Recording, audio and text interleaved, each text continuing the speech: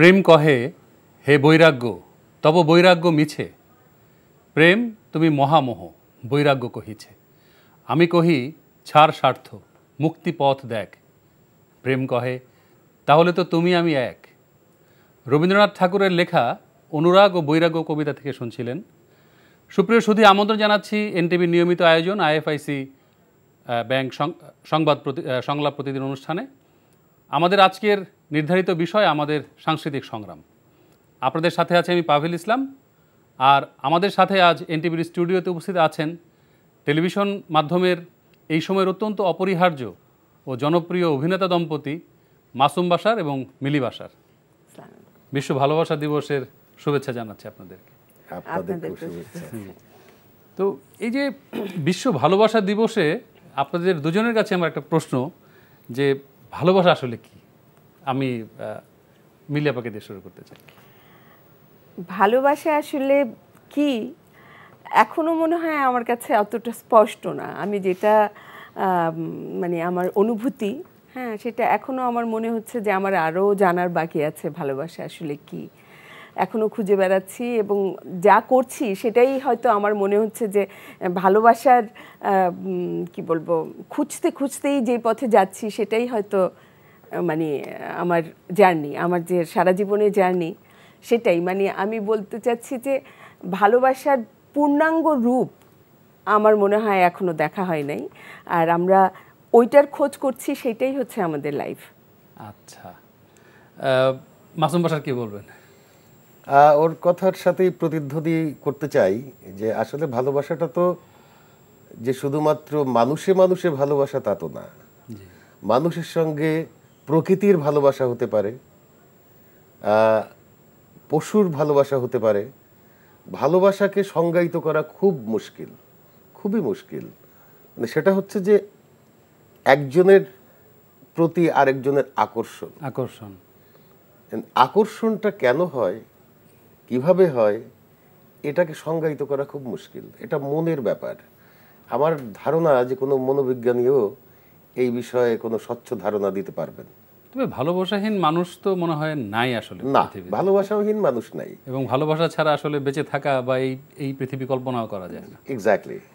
মানে আমরা যেটাই করি তার ভিতরে ভালোবাসা থাকতে হয়। জি, এই যে আমরা অভিনয় করছি, অভিনয়ের প্রতি একটা ভালোবাসা, একটা প্রেম যদি না থাকতো আমরা সেটা করতে পারতাম না। রাইট। তো এই সময় আমরা দেখি যে সম্পর্কগুলো এখন মানে অনেকটাই দিবস ভিত্তিক, বা যে কোনো ধরনের সম্পর্কের ক্ষেত্রে দিবস আসলে কতটা গুরুত্ব বহন করে, এবং আদৌ কি এই সমস্ত দিবসের কোনো প্রয়োজন আছে বলে মনে করেন? আমার মনে হয় যে ভালোবাসা হোক কিংবা যে কোনো দিবসই হোক, এটা হচ্ছে আজকে যেরকম আজকের ভালোবাসা দিবস, এমনিতে তো সবসময় সবাইকে ভালোবাসছি, যেটা বলছি আমি যে মাকে ভালোবাসছি, পশু পাখিকে ভালোবাসছি, সন্তানকে ভালোবাসছি, নিজের ঘরকে ভালোবাসছি, নতুন একটা কিছু দেখলে সেটাকে ভালোবাসছি। এই যে ভালোবাসা, কিন্তু নির্দিষ্ট একটা দিন সেটাতে আবার হচ্ছে যে আমি হয়তো একটা ফুল তাকে দিচ্ছি, অন্য দিন হয়তো দেই, কিন্তু এটা বিশেষ দিনে আমাকে একটা ফুল দিচ্ছে কিংবা আমাকে একটা কোনো কিছু গিফট করছে, সেটাও কিন্তু আনন্দের। তার মানে আপনি বলছেন যে মানে এই ধরনের দিবসেরও প্রয়োজন আছে? হ্যাঁ, আছে। মাসুম বাশার কি বলবেন এই বিষয়ে? না, আমি মনে করি যে ভালোবাসা তো প্রতিদিনকার বিষয়। জি, এটা তো এমন না যে আজকে ভালোবাসলাম কালকে আর বাসলাম। জি, আমরা দেখছি যে আপনার মা দিবস, বাবা দিবস এবং আরো অনেক না, এই দিবসগুলো আমার কাছে খুব বেশি গুরুত্ব বহন করে না, কারণ আমার মাকে তো আমার প্রতিনিয়তই স্মরণ হয়। জি, আমি সেটা মুখে বলি আর না বলি। আমার বাবাকে তো আমার প্রতিনিয়তই স্মরণ হয়, মুখে বলি আর না বলি। আমি তো তাকে ভালোবাসি, সেটা বলতে হবে কেন? জি, সেও বোঝে, আমিও বুঝি। আমি আমার সন্তানকে ভালোবাসি, সে কথা তাকে তো বলতে হয় না, সে তো বোঝে। জি, সুতরাং এই যে ভালোবাসার প্রকাশটা তো আমাদের আছে।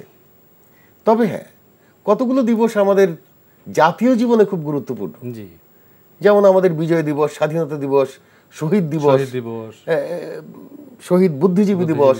এই দিবসগুলো অপরিহার্য, এই জন্য যে মানুষকে স্মরণ করিয়ে দেওয়াটা খুব জরুরি যে এই 26শে মার্চ বাংলাদেশের স্বাধীনতার একটা ঘোষণা হয়েছিল। জি, বা 16ই ডিসেম্বরে বাংলাদেশের বিজয় হয়েছিল, এই কথাগুলো স্মরণ করিয়ে দেওয়াটা খুবই অপরিহার্য। যদিও আমি মনে করি এটা প্রতিনিয়তই প্রত্যেককে স্মরণ করিয়ে দেওয়া উচিত।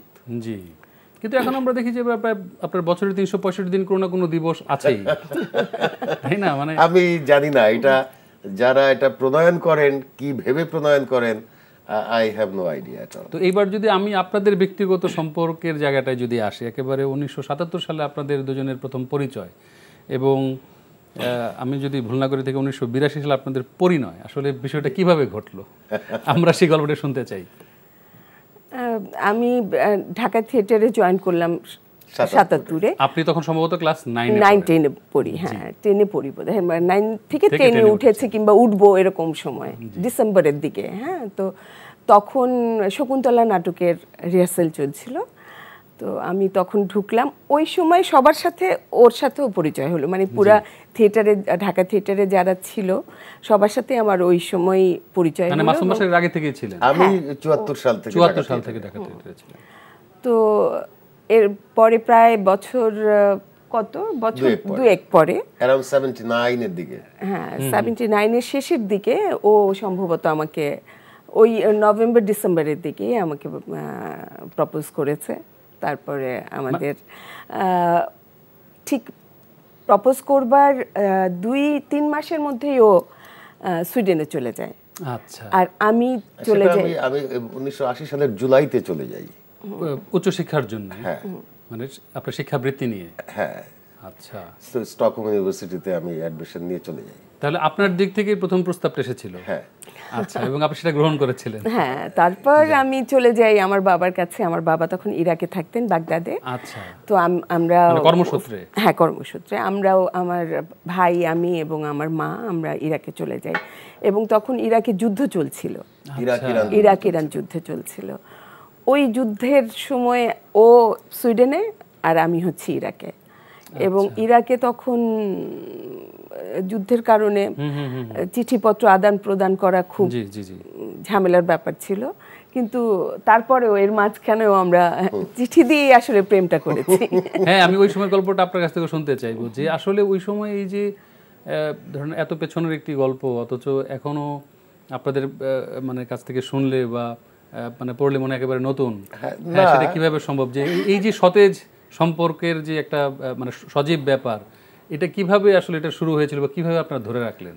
বিষয়টা অনেক পুরনো হলেও আমাদের কাছে খুব একটা পুরনো না, মনে হয় যে গতকালের ব্যাপার। তো যাওয়ার পরে ওই যে চিঠি লিখতাম। আচ্ছা, চিঠি লিখে তো অপেক্ষার পালা। মানে আপনি সুইডেন থেকে চিঠি লিখতেন? হ্যাঁ, সুইডেন থেকে আমি চিঠি লিখতাম। ইরাকে? আচ্ছা, কতদিনে পৌঁছাতো সেই চিঠি? এটা সম্ভবত 1 মাস। হ্যাঁ, 1 মাস সময় লাগতো। 20 দিন থেকে শুরু করে 1 মাসের মধ্যে গিয়ে পৌঁছাতো। এবং তারপরে আবার অপেক্ষা থাকতো যে সে চিঠিটা পেল কিনা। উত্তর না আসা পর্যন্ত তো আমি জানি না সে পেল কিনা। তখন ফোন বা ইন্টারনেট বা মোবাইলের তো কোনো বিষয় ছিল না? না, কিছুই ছিল না। এবং ওই চিঠিগুলো ও অনেক লিখতো, মানে ওর চিঠি লেখার অভ্যাস ছিল খুব। আচ্ছা। হ্যাঁ, তো অনেক মোটা মোটা খাম সেটা আমার বাবার পোস্টে আসতো। এবং আমার বাবা, তো উপায় ছিল না, কারণ মিডল ইস্টে ম্যাক্সিমামই হচ্ছে পোস্ট বক্স ইউজ করে। পোস্ট বক্স, প্রত্যেকেরই একটা পোস্ট বক্স থাকে। মানে সে ফর এক্সাম্পল পাবিল ইসলাম এনটিভিতে কাজ করছে, পাবিল ইসলামকে যদি আমি চিঠি লিখি, আমাকে এনটিভির পোস্ট বক্স নাম্বারে চিঠিটা ছাড়তে হবে, পোস্ট করতে হবে। পাবিল ইসলাম পোস্ট বক্স এত, এনটিভি ঢাকা, এই ঠিকানা আমাকে দিতে হবে। এনটিভির সেন্ট্রাল ব্যুরো থেকে পাবিল ইসলামের হাতে চিঠিটা পৌঁছে। আপনি কি ওনার নামে দিতেন চিঠি? ওর নামেই দিতাম, কিন্তু কেয়ার অফ দিতে হতো আমার শ্বশুরের নাম। তো মানে চিঠিটা এসে যখন পৌঁছতো আপনাদের বা আপনার কাছে যদি বলি, তখন তো খুব, আমি কি বলবো, যে এক ধরনের মানে রক্ষণশীল একটা অবস্থা ছিল নিশ্চয়ই। মানে তখন এটা কিভাবে নিত পরিবার বা আপনি? আমার বাবা খুবই আধুনিক ছিলেন। হ্যাঁ, তো সে ওইটা নিয়ে আসতো, এসে আবার আমাকে দেওয়ার সময় একটু দুষ্টামিও করতেন আর কি, যে মনে হচ্ছে পাণ্ডুলিপি পাঠিয়েছে তোমাকে কেউ। তখন আমি একটু লজ্জা পেতাম এবং খুলে দেখতাম যে সে প্রায় 12 পাতা 13 পাতা চিঠি লিখেছে। এবং আপনার মানে আপনি বলছিলেন ক্লাস 9-10 বোধহয় আপনি চলে যান ওখানে। না না আরো ইন্টারমিডিয়েট, হ্যাঁ ইন্টারমিডিয়েট পড়ার সময় চলে। তখন পড়াশোনা ওখানেই করেছেন আপনি? হ্যাঁ ওইখানে কিছুটা করেছি, তারপরে তো আবার ওইখানে থাকতে থাকতেই আবার আমার মানে বিয়ের প্রস্তাব আসে চিঠির মাধ্যমে। সেই চিঠি পেয়ে মানে ও আমার শ্বশুর আমার বাবাকে চিঠি লিখেছিল যে আমি আমার ছেলেকে বিয়ে দিতে চাই, আপনারা যদি তাড়াতাড়ি আসেন তাহলে আমি বিয়েটা দেখে যেতে পারি। তো আমার তো আমার বাবা আমাকে নিয়ে দেশে এসে আমাকে বিয়ে দিয়ে আবার ব্যাক করেছেন ইরাকে। আচ্ছা। আর আমি ওর সাথে আবার সুইডেনে চলে যাই। আচ্ছা, তো আমরা যদি আরেকটু পেছনের গল্পে চলে যাই, ঢাকা থিয়েটারের যখন মিলি বাসার আসলেন তখন আপনাদের কি একসঙ্গে কোনো প্রোডাকশনে কাজ করার সুযোগ হয়েছিল? আমরা একসঙ্গে শকুন্তলাতে। মানে আপনি তখন কি চরিত্র করতেন, উনি কি চরিত্র? আমি প্রথমত উতঙ্ক চরিত্রটা করতাম সেলিম আল দ্বীনের। সেলিম আল দ্বীনের শকুন্তলা সম্পর্কে তো জানা আছে নিশ্চয়ই। জি। তবু কি আমি একটুখানি বলবো? জি নিশ্চয়ই নিশ্চয়ই, দর্শক কারণ দর্শকরা অনেকেই হয়তো জানে না। জি। সেলিম আল দ্বীন প্রথম মিথ ভাঙলেন শকুন্তলা দিয়ে। শকুন্তলা রাজা দুষ্মন্তের সঙ্গে বিয়ে হয়ে সুখে শান্তিতে বসবাস করলো, এই ধারণা থেকে উনি বেরিয়ে আসলেন যে স্বর্গ মর্তের বিরোধের ফলে যার জন্ম তার জীবন তো নির্বিরোধ হতে পারে না। সেই জন্যে তিনি শকুন্তলার জীবনে প্রত্যক্ষ করলেন বিরোধ, অর্থাৎ দুষ্মন্ত টুষ্মন্ত নাই। শকুন্তলা যখন জানতে পারলো যে তার মা স্বর্গের দেবী মেনকা, তখন তার ভেতরে একটা আকুতি শুরু হলো যে সে তার মায়ের কাছে যেতে চায়। মানুষকে সে ঘেন্না করা শুরু করলো, মানুষের সংস্পর্শ তার ভালো লাগে না, সে সব সময় যেতে চায় ওই তারার দেশে তার মায়ের কাছে। এইভাবে তার আকুতি করতে করতে সে হারিয়ে গেল না মরে গেল, উই ডোন্ট নো। যেটাকে হয়তো আমরা মধ্যবিত্তর জীবন সংগ্রামের সঙ্গেও তুলনা করতে পারি। তারা উচ্চবিত্ত হবার আকাঙ্ক্ষায় অনেক সংগ্রাম করে, কিন্তু শেষমেশে হয় সফলতা অর্জন করে অথবা হারিয়ে যায়।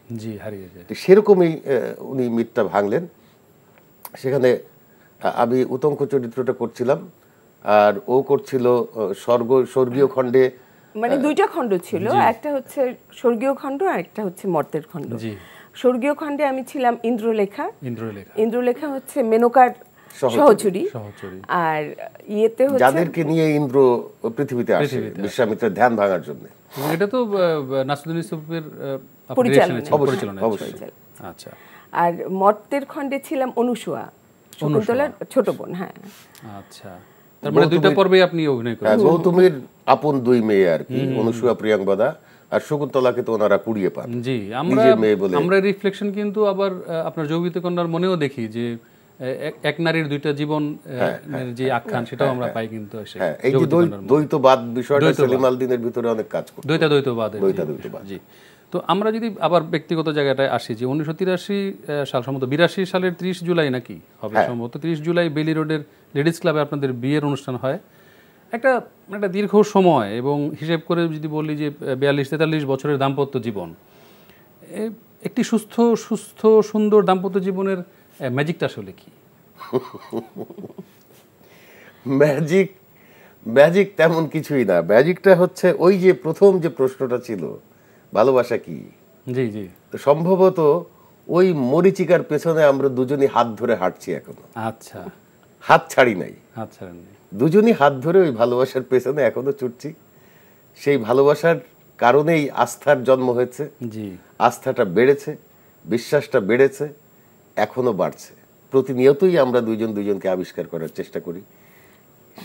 এটাই হয়তো ম্যাজিক। কখনো ক্লান্তি লাগেনি বা কোনো আসেনি? না, কখনো ক্লান্তি লাগেনি, কারণ সে আমাকে ক্লান্ত হওয়ার সুযোগ দেয়নি, আমি তাকে ক্লান্ত হওয়ার সুযোগ দেই নাই।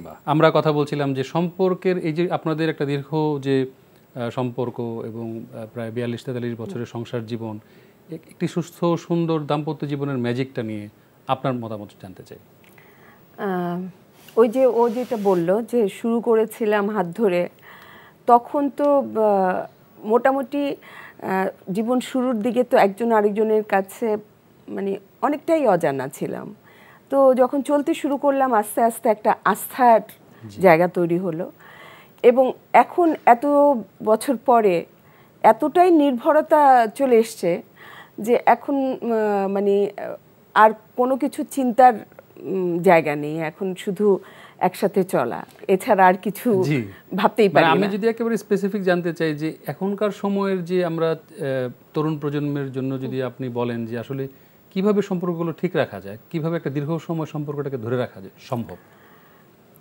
আমার যেটা মনে হয় আমার জীবনে যেটুকু কাজে লেগেছে সেটা হচ্ছে যে সম্পর্কের মধ্যে একটু বনিবনা কম হওয়া কিংবা মতের মিল না হওয়া, এটা একটা স্বাভাবিক ব্যাপার, যে হতেই পারে, অমিল হতে পারে, তর্ক হতে পারে, কিন্তু এটাকে সলভ করবার জন্য দুইজনের ভিতরে একটা মানসিকতা থাকতে হবে যে আমার নিজের ভুল হলে আমার সেটা নিজের মনকে জিজ্ঞেস করতে হবে যে ভুলটা কি আসলে আমার ছিল, ছাড় দেওয়ার মানসিকতা, এবং এটাকে মিটমাট করবার জন্য একটা পথ খুঁজে বের করা, এবং একজন আরেকজনের কাছে সরি বলা।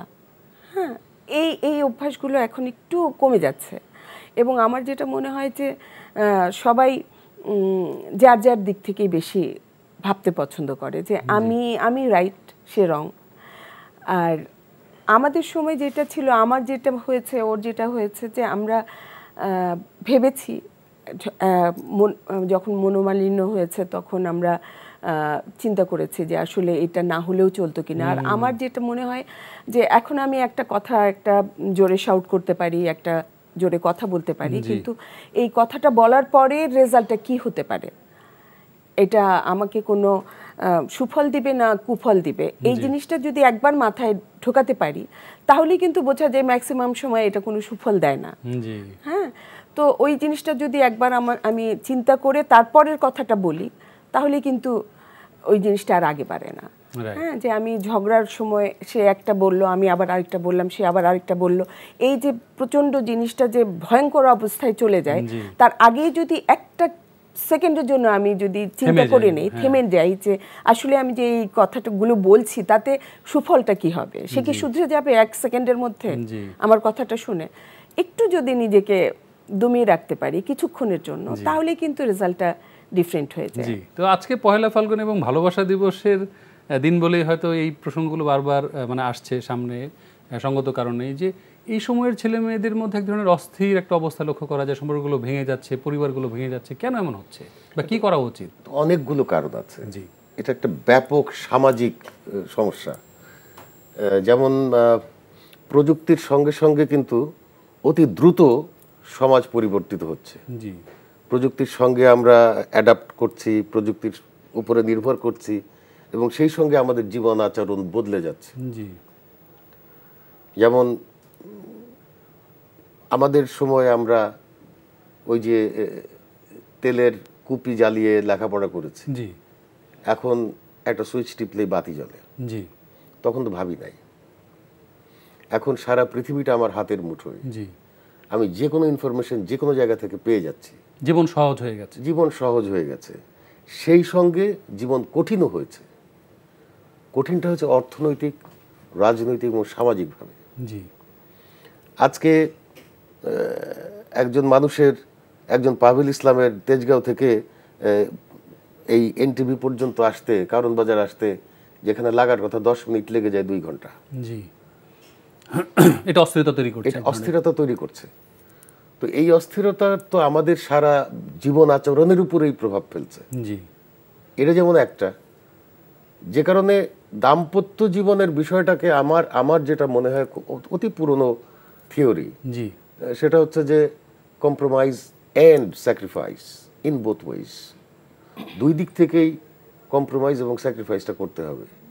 মিলি যেটা বলল যে শাউট করে কি হবে সেটা ভেবে তো শাউট করার প্রয়োজন হয় না, আমি যদি বুঝতে পারি কনসিকোয়েন্সটা কি হবে, ওই পর্যন্ত কিন্তু আমরা যেতে চাচ্ছি না। আমি বুঝতে পারছি না যে শাউট করে কনসিকোয়েন্স কি হবে, বিকজ আমি ওই চিন্তা পর্যন্ত যাই না, আমি শাউট পর্যন্ত যাচ্ছি। তো শাউট পর্যন্ত না গিয়ে আমি যদি একটু ভাবি, যদি এই যে ভালোবাসা দিবসের জায়গায় আসি, একটু ভালোবাসা দিয়ে যদি আমি তার সঙ্গে কম্প্রোমাইজটা করি, কারণ আমি তো আমরা দুইজন দুই পরিবারের সংস্কৃতি থেকে এসেছি। তার পরিবারের সংস্কৃতি একরকম, আমার পরিবারের সংস্কৃতি একরকম, ভিন্ন দুজন মানুষ, সব দিক থেকে ভিন্ন। তো সেই দুজন মানুষ একত্রে চলাটা খুব একটা সহজ ব্যাপার নয়, আবার খুব একটা কঠিন ব্যাপারও না। আমি যদি চাই বা সে যদি চায়, এই যে আমরা দুজন যদি এককভাবে চাই, যৌথভাবে চাই যে আমরা এইভাবে আমাদের জীবনটাকে চালিয়ে নিয়ে যেতে চাই, তাহলে কিন্তু সমস্যা হয় না। তাহলে পথ পাওয়া যায় এবং পথটা নিজেদেরই খুঁজে বের করতে হবে। তৃতীয় পক্ষকে ইনভলভ করার কোনো প্রয়োজন নাই, একেবারেই নাই। তৃতীয় পক্ষ এসে সমাধান করে দেবে না, সমস্যা তৈরি করবে। জি, একদমই ঠিক বলেছেন আপনি। তো এই যে আমরা যদি আপনার একেবারে পরিবারের কথায় আসি, যে আপনাদের দুই মেয়ে নাবিলা বাশার এবং নাজিবা বাশার, তো আমরা নাজিবা বাশারকে চিনি একজন অভিনেত্রী, সাংবাদিক এবং নৃত্যশিল্পী হিসেবে। তো নাবিলা বাশার আসলে কি করেন, একটু দর্শকের উদ্দেশ্যে যদি বলেন, আপনি বলেন। বলো। নাবিলা এখন কানাডাতে থাকে, টরন্টোতে থাকে। বড় মেয়ে? বড় মেয়ে। ও হচ্ছে নাজিবা বড় আর কি। আমার এই দুইটাই মেয়ে। তো ওইখানে আছে, ওর একটা মেয়ে আছে সাথে, ও ওইখানেই চাকরি করছে। জি। আর ওইখানেই পড়াশোনা শেষ করেছে। সে ওই যে আমি একটু ধরিয়ে দিই, সেটা হচ্ছে যে অ্যাডভার্টাইজিং মার্কেটিং এর উপরে গ্রাজুয়েশন করেছে কানাডা থেকে। আচ্ছা। আগে এখানে সে গ্রাফিক ডিজাইন করে এসেছিল মালয়েশিয়া থেকে। এখানে বেশ কয়েকটা এজেন্সিতে চাকরি করেছে, গ্রে সহ, আফজালের ওখানে সহ, মাত্রা সহ। তারপরে সে হঠাৎ তার মনে হচ্ছে যে গ্রাজুয়েশনটা করতে হবে, সে চলে গেল ওখানে। এখন ওইখানে চাকরি করছে। তো মাঝে আপনি একটা লম্বা সময় সৌদি আরবে ছিলেন, আমরা জানি, যে মানে ওখানে ছিলেন কেন, মানে ফিরে এলেন কেন? এটা হচ্ছে কি, মধ্যবিত্ত পরিবারের যে তাড়নাটা থাকে, তারা কখনো বিশ্বাস করতে যায় না যে নাটক বা শিল্পকর্ম করে জীবন চলে। জি। এটা আমার ভিতরে ছিল না। কখনো জীবন কিভাবে চলতে হবে, সংসার করতে হবে, এই চিন্তা মাথায় ছিল না, ইভেন বিয়ে করার পরেও। আচ্ছা। নেশাটা ছিল মঞ্চের প্রতি। মঞ্চের উপর কাছ থেকে তো কোনো টাকা পয়সা পাওয়াই যেত না, উল্টা আমরা পকেট থেকে খরচা করতাম। এখনো তাই? দুঃখজনক কথাটা আমি বলতেই যাচ্ছিলাম, যে খুবই দুঃখজনক যে সেই সময় আমরা পকেট থেকে পয়সা খরচ করে মঞ্চ করেছি। এখনো দেখে ছেলে মেয়েরা পকেট থেকে পয়সা খরচ করে মঞ্চ করছে। মানুষের কিভাবে চলবে আসলে? এখানেই প্রশ্নটা। কারণ হচ্ছে এই সিস্টেমগুলোকে চেঞ্জ করতে হবে। কোনো পরিবর্তন হয় নাই আমাদের সংস্কৃতি ক্ষেত্রে, কোনো ধরনের পরিবর্তন আমি দেখি নাই।